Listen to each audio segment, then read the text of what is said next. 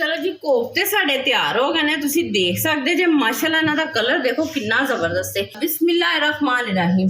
हल्की आंच से असीं फ्राई करने ने, तेज आंच नहीं करनी। बिस्मिल्लाहिर्रहमानिर्रहीम। ऐसे मसाले दे च असीं जेहड़ा घ्यो वाला तेल एदे च असीं लाल कर लांगे। बिस्मिल्लाहिर्रहमानिर्रहीम। इसके अंदर डाल देंगे। इसकी ग्रेवी से ही माशाल्लाह बनेगा। बड़े सही कहंदे हुंदे सी बंदा गम ना मरदा ते हांडी दाल ना पकदी। ठीक है, तो वही हिसाब जे कि माशाल्लाह इस तरह ही हांडी पकाया करो। बिस्मिल्लाहिर्रहमानिर्रहीम।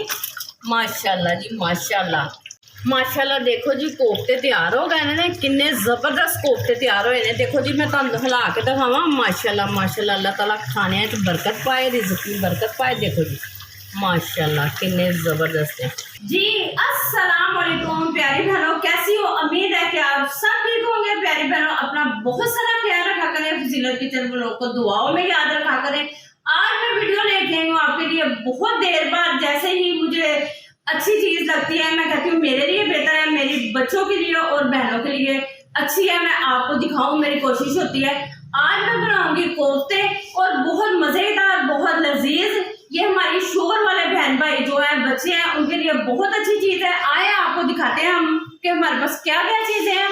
बिस्मिल्लाहिर्रहमानिर्रहीम। सबसे पहले किचन में बर्तन हमारे साफ सुथरे होने चाहिए। सबसे पहले हमने ले लिया 1 किलो कीमा। बिस्मिल्लाहिर्रहमानिर्रहीम। इसमें प्याज और तकरीबन अदरक हमने पीस लिया था और इसमें लहसुन नहीं डाला हमने, ठीक है। और प्याज, हरी मिर्ची, और इसको तकरीबन 1 घंटा हो गया इसको रखा हुआ। जो इसका पानी था वो खत्म हो चुका है। बिस्मिल्लाहिर्रहमानिर्रहीम। अब इसके अंदर हम डालेंगे, ये देखें माशाल्लाह 1 किलो कीमा है हमारे पास। अच्छा हमारे पास मसाले बहुत कम, हमने मसाले लेने हैं क्योंकि हमने इसको पकाना है, फिर उसमें भी मसाले डालने हैं, फिर ज़्यादा हो जाएंगे वो अच्छे नहीं होते। नमक है हमारे पास बिल्कुल थोड़ा सा, सूखा धनिया है थोड़ा सा, हल्दी है थोड़ी सी, गरम मसाला है थोड़ा सा, बेसन है 1 चम्मच बड़े वाला, जीरा है और लाल मिर्ची और दादर मिर्ची हैं। और जितने घर के मसाले हैं बाहर से हमें कुछ नहीं लाना पड़ेगा, ये हम इसके अंदर डालते हैं माशाल्लाह से। बिस्मिल्लाहिर्रहमानिर्रहीम। मेरे प्यारे बच्चों ये बहुत अच्छी चीज़ है कीमा। और जिन बहन भाइयों को शुगर है मैं आपको बार बार कहती हूँ कि उनके लिए यह खुराक बहुत अच्छी चीज़ है। और मैं इसको अच्छे तरीके से मिक्स करती हूँ, आपको दिखाती हूँ। ये देखें जी माशाल्लाह से मिक्स हो चुका है। अब तकरीबन हम इसके अंदर 1 अंडा डालेंगे। अंडे ज़्यादा नहीं डालने, 1 ही डाल देंगे, ठीक है। ये देखिए इस तरीके से हमने अंडा डाल लिया। अब इसके छिलके रखते हैं। माशाल्लाह से इसको अच्छे तरीके से हमने हिलाना है। ये देखिए जी, ये देखें। अच्छा इसको अच्छे तरीके से हिला के इसको रख देना है। तकरीबन हमने 10 से 15 मिनट रखना है फ्रिज में। जैसे ही ये तैयार हो जाएगा फिर इसके हमने वो बनाने हैं गोल गोल, आपको पता है कोफ्ते लड्डू की तरह बनाने हैं, वो भी मैं आपके साथ शेयर करूंगी। अब इसको मैं फ्रिज में रखूंगी, फिर मैं आपको दिखाती हूँ कि किस तरीके से ये बनना है। हाँ जी तकरीबन आधा घंटा हो गया। अगर ज्यादा भी है कीमा प्यार हुए ना, फिर तुम पता क्यों जरा मेल्ट हो जाता है अच्छे तरीके नाल, मसलन तैयार हो जाता है। देखो माशाल्लाह हुण भी तैयार हो गया। अच्छा मैं इसलिए कह रही सा कि मेरिया भैन शुगर वालियां वास्ते या मेरे बच्चे या बड़े बुजुर्ग अगर उन्होंने से देखो कीमा खाना है, अगर वो नहीं बोटी खाते तो इस तरह कीमा बना के उहदे कोफ्ते बना के अच्छे तरीके ना रख लैन। अगर इन्होंने फ्राई करके भी तुसी खाना चाहो तो खा सकते जे, अगर सालन पकाना चाहो तो सालन भी। और मैं तो अज तुहाडे सालन की रेसिपी करांगी शेयर, और इसे तरह ही असीं सारे माशाल्लाह बना लांगे। और तकरीबन 1 किलो के बन जाएंगे, मैं कोई 15-16 तो बन ही जाएंगे, तो माशाल्लाह फैमिली का खाना बन जाता है। और जिस तरह ये सारे मैं बनानी हाँ फिर मैं तुहानू दिखानी हाँ माशाल्लाह। चलो जी कोफ्ते साढ़े तैयार हो गए हैं। तुसीं देख सकते जे माशाल्लाह इन्हां दा कलर देखो कितना जबरदस्त है।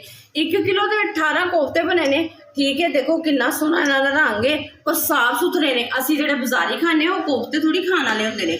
हुण असीं इन्हां नूं फ्राई करांगे, ठीक है। जिस तरह असीं बनाने फिर तुहाडे नाल शेयर करते जाने हैं। और यह जरूर अपने घर बना के रखो, सेहत वास्ते बहुत अच्छी चीज़ है और शुगर वाले वास्ते तो बहुत अच्छी चीज़ है क्योंकि ये बेसन भी है। असं हूँ इन्होंने फ्राई करने हैं। आओ घ्यो असी तकरीबन 1 पा दी तो ये असी खाना बना लाँगे माशाल्लाह। बिस्मिल्लाहिर्रहमानिर्रहीम।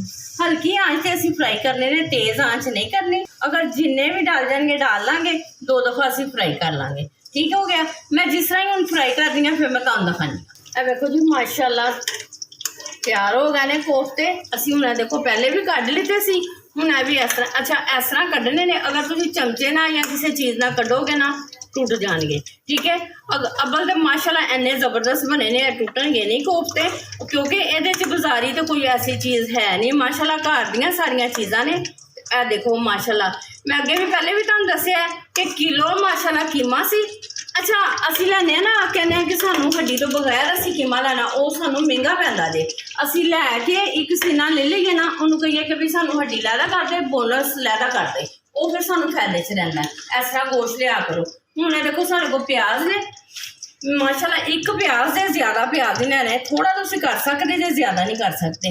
ਬਿਸਮਿल्लाहिर्रहमानिर्रहीम। ऐसे मसाले ਦੇ ਚ ਅਸੀਂ ਜਿਹੜਾ ਘਿਓ ਵਾਲਾ ਤੇਲ ਇਹਦੇ 'ਚ ਅਸੀਂ ਇਹ ਲਾਲ ਕਰ ਲਾਂਗੇ। ਅੱਛਾ ਇਹ ਲਾਲ ਹੋਣਗੇ ਨਾ ਤੇ ਅਸੀਂ ਲਸਣ ਪਾ ਕੇ ਥੋੜਾ ਜਿਹਾ ਬਰਾਊਨ ਕਰਕੇ ਤੇ ਫਿਰ ਗ੍ਰੈਂਡ ਕਰ ਲਾਂਗੇ। ਫਿਰ ਤੁਹਾਡੇ ਨਾਲ ਸ਼ੇਅਰ ਕਰਦੇ ਹਾਂ, ਜ਼ਰੂਰ ਦੇਖਣਾ ਪੂਰੀ ਵੀਡੀਓ ਔਰ ਲਾਈਕ ਸ਼ੇਅਰ ਨਾ ਭੁੱਲਿਆ ਕਰੋ। ਇੰਨੀ ਦੇਰ ਬਾਅਦ ਵੀਡੀਓ ਜਾਂਦੀ ਹੈ ਤੇ ਸਬਸਕ੍ਰਾਈਬਰ ਜਲਦੀ ਜਲਦੀ ਵਧਾਓ, ਅਸੀਂ ਵੀ ਅੱਗੇ ਨਿਕਲੀਏ।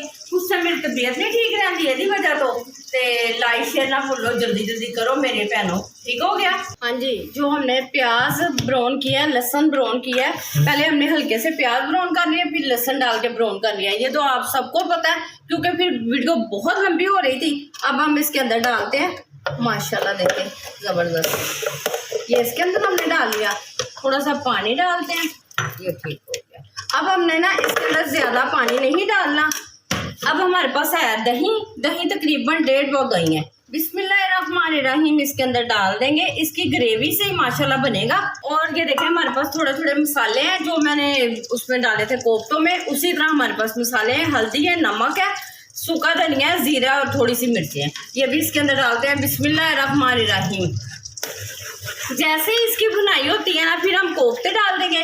अगर आपने मसाले वाले खाने हैं तो मसाले वाले खा लेंगे, नहीं तो फिर थोड़ा सा अगर ग्रेवी करना है या अंडे डालने हैं या मेहमान आ गए हैं तो अंडे भी डाल सकते हैं। तो इस तरह बड़ी अच्छी रेसिपी बनेगी। अब जैसे ही ये तैयार होते हैं फिर मैं आपको दिखाती हूँ। मसाला कितना ज़बरदस्त है, अल्लाह ताला सब दे रिज़्क़ विच बरकत पाए।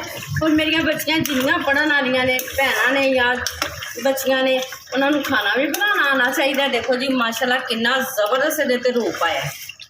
ਵੱਡੇ ਸਹੀ ਕਹਿੰਦੇ ਹੁੰਦੇ ਸੀ, ਬੰਦਾ ਗਮ ਨਾ ਮਰਦਾ ਤੇ ਹਾਂਡੀ ਦਮ ਨਾ ਪੱਕਦੀ, ਠੀਕ ਹੈ। ਤੇ ਇਹ ਉਹੀ ਹਿਸਾਬ ਜੇ ਕਿ ਮਾਸ਼ਾਅੱਲਾ ਇਸ ਤਰ੍ਹਾਂ ਹੀ ਹਾਂਡੀ ਪਕਾਇਆ ਕਰੋ। ਬਿਸਮਿल्लाहिर्रहमानिर्रहीम।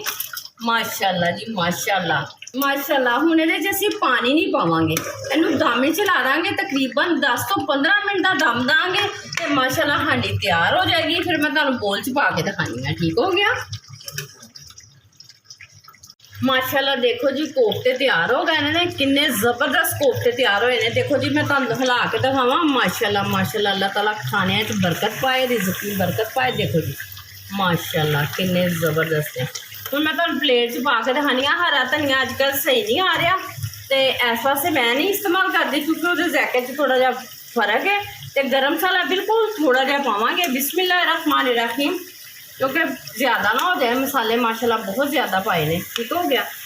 चलो जी हुण असीं इहनूं तुहानूं प्लेट च पा के ते फिर दिखाने। देखो जी माशाल्लाह किन्ने ज़बरदस्त लगदे पे ने। कोई मेहमान आए अगर तुसीं धनिया पाना चाह सकदी हो तो पा भी सकदे जे, क्योंकि मेरे को तो वैसे है भी नहीं सी। और सर्दियां नूं धनिया ज़्यादा हुंदा, गर्मियां नूं बहुत घट हुंदा। और वैसे भी मेरे वो पसंद नहीं है, गर्मियां में धनिया बहुत कम इस्तेमाल करनी आ। देखो कितना ज़बरदस्त खाने का लुक है। और लाइक शेयर ज़रूर बनता है, और लाइक शेयर करना ना भूलना। और दुआ करो कि तंदुरुस्ती होवे ते इंसान अच्छे अच्छे खाने में तुहाडे वास्ते लैके इसे तरह अपनी भैनों वास्ते आवां। और अगली वीडियो से मैनूं दिओ इजाज़त। अल्लाह हाफिज़।